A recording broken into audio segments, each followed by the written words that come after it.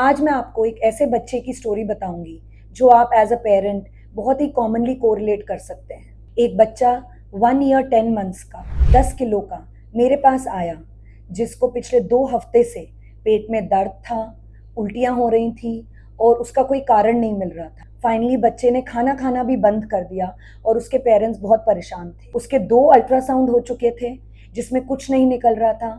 उसके liver test हो रखे थे, पैनक्रिया के टेस्ट हो रखे थे जिसमें कुछ कारण नहीं निकल रहा था, लेकिन बच्चे ने एकदम खाना बंद कर दिया था। फाइनली उसकी बड़ी बहन ने एक दिन मम्मी पापा के पास आके बताया कि जो उसके मैग्नेट का बोर्ड गेम है उसमें 4 मैग्नेट मिसिंग है। जब उसके पापा एक इंजीनियर थे, उनको लगा कि कहीं ये तो नहीं मेरे बच्चे ने खा लिया, क्योंकि छोटा बच्चा था। उससे जब पूछा तो उसने फिर बोला हाँ। वो तुरंत एक पीडियाट्रिशियन के पास गए। पीडियाट्रिशियन ने एक एक्सरे अब्डोमेन कराया जिसमें पता चला कि बच्चे ने 4 मैग्नेट्स निकल चुका है और ये 2 हफ्ते से ज़्यादा हो गया है।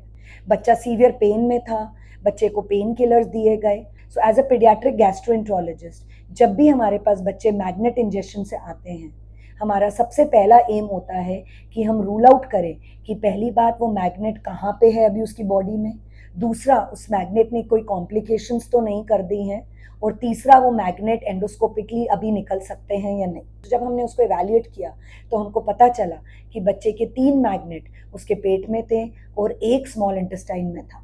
और साथ में, लेकिन अच्छी बात ये थी कि अभी पेट में पानी नहीं इकट्ठा हुआ था, पेरिटोनाइटिस और इन्फेक्शन नहीं हुआ था, और बच्चे के इन्फेक्शन के मार्कर सब नेगेटिव थे। इसको देखते हुए मैंने बच्चे की एंडोस्कोपी प्लान करी।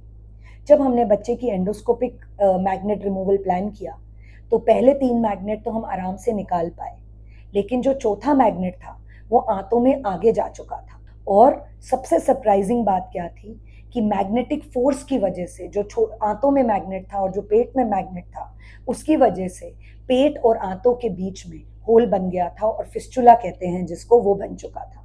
हमने चौथा मैग्नेट भी एंडोस्कोपिक एक्सपर्टाइज यूज करते हुए उसको निकाला, तो सारी फॉरेन बॉडी बच्चे के पेट से निकाल दी। का जो होल बन गया था उसको हमने एंडोस्कोपिकली क्लिप करके क्लोज करने की कोशिश करी।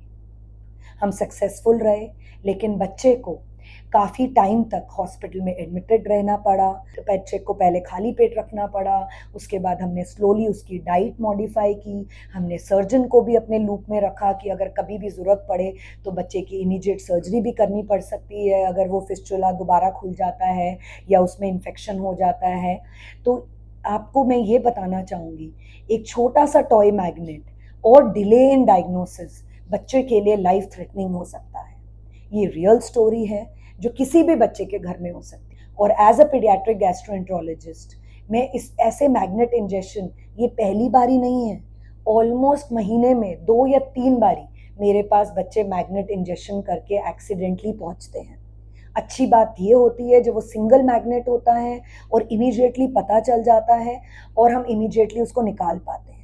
लेकिन अगर 2 मैग्नेट हों या 2 से ज़्यादा हों या एक मैग्नेट हो और साथ में कोई और मेटालिक फॉरेन बॉडी हो, तो ये एक लाइफ थ्रेटनिंग इमरजेंसी बन जाती है।